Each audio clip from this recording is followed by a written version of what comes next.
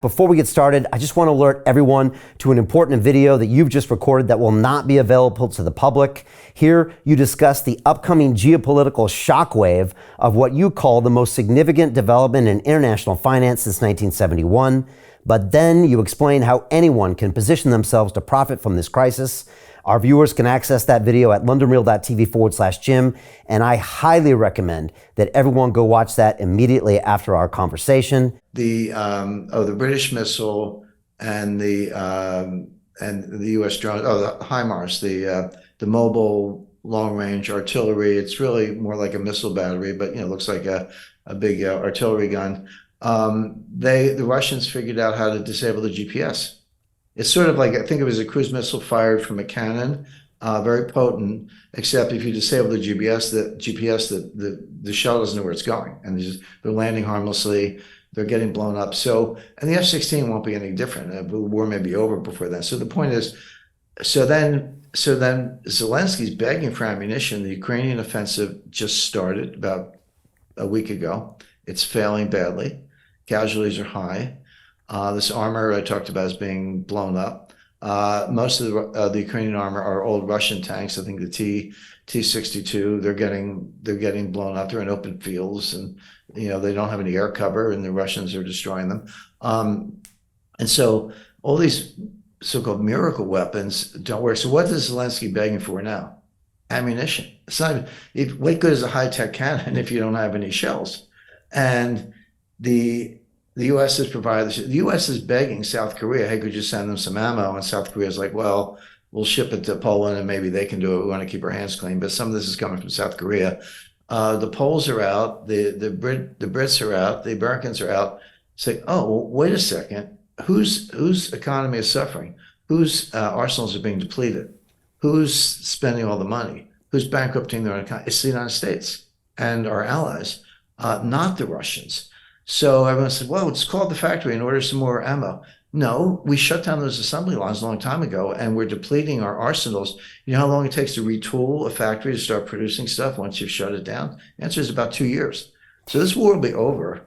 So sorry to kind of go on, but the point is every single goal or metric that the U.S. set has not come true for the Russians and has come true for the U.S. We're the ones being depleted. We're the ones spending the money. We're the ones failing. The Ukrainians sadly are suffering the casualties, like over 200,000 at this point. Russia's got a secure hold on the so-called land bridge from Rostov-on-Don to Crimea. They got their eye on Odessa. They've had a year to build major fortifications. The Ukrainian advance, which they're losing, I mean, they're basically attacking and getting beaten back by the Russians. Those are the outer perimeter. That's the Russian perimeter that's relatively lightly stocked compared to the much stronger fortifications. The Ukrainians haven't even gotten through them. And this is like Pickett's charge, at Gettysburg, where Lee had a success at Chancellorsville not too many months before Gettysburg, where he just charged and he broke through the Union lines and disrupted it and won the battle, etc. And they were going to do a replay with Pickett's charge, except the Union line held, the Confederates were beaten back and they retreated. And that was the beginning of the end of the Confederate war effort. And then, the rest is history, as they say. So that's kind of what's happening to Ukraine right now. But the U.S. won't quit. And so now they want the F-16s, which won't be any different. They'll just get shot down. And so then he said, where does it end? And so you see this guy, Ciamarella, Eric Ciamarella, he's wrote an article.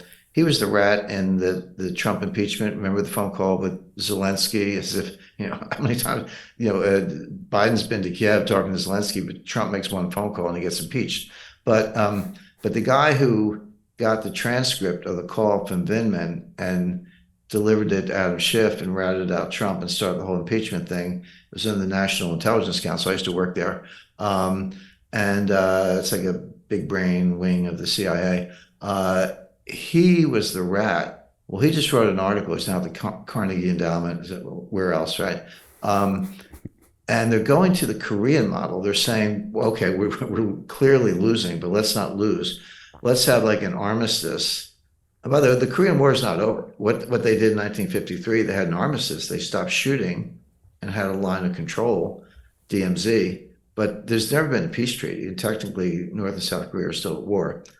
But what they want is an armistice in Ukraine, stop the fighting, here's the line, and we'll figure it out, which would basically be an opportunity to rest and rearm Ukraine before the warmongers start the war again.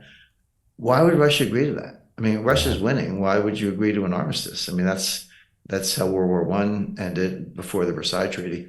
So I just see people who are delusional, who don't understand the economic side of war, which is a big deal. Think you can push a button and get weapons, and you can't. It takes years to retool those assembly lines. Think money's unlimited, and it's not. And have this just irrational. I'm talking about Fiona Hill, George Kent, Victoria Nuland, Tony Blinken, Jake Sullivan. These people are political hacks. They're not that bright, and Biden's feeble-minded, and that's who's running U.S. policy. So Jim Rickards has just recorded a video that's not available to anyone in the public, and he's going to be talking about how this upcoming recession is going to be fast, it's going to be bloody, it's going to be nasty. But at the same time, he's going to show you how you can position yourself to profit from all of this chaos. Now, we've made this video only available to our viewers. Go to londonreal.tv/Jim. Watch that immediately. I can't say enough good things about Jim Rickards. He understands the global economic system better than any guest I've ever had on London Real. His predictions are almost uncannily true, and you can learn how to profit from his vision, from his expertise, and his understanding of economics. So go to londonreal.tv/Jim or click the link below. It's an excellent, excellent look on what's going to happen in the future and how you can position yourself to profit from that. Jim is one of the best in the business, one of my favorite guests on London Real, and he's very, very good at predicting the future and showing us all to profit from it. So click the link, and I hope you enjoy.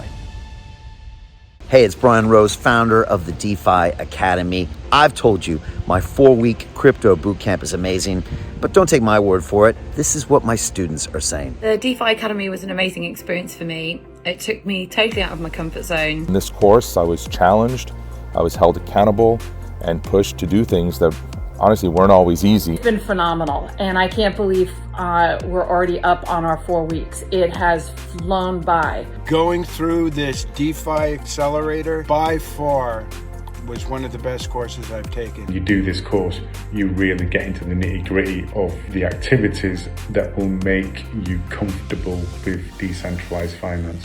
Thank you so much to Brian and everyone at London Real and the DeFi Academy for even putting together an amazing course like this. Anybody else that wants to do it, please sign up.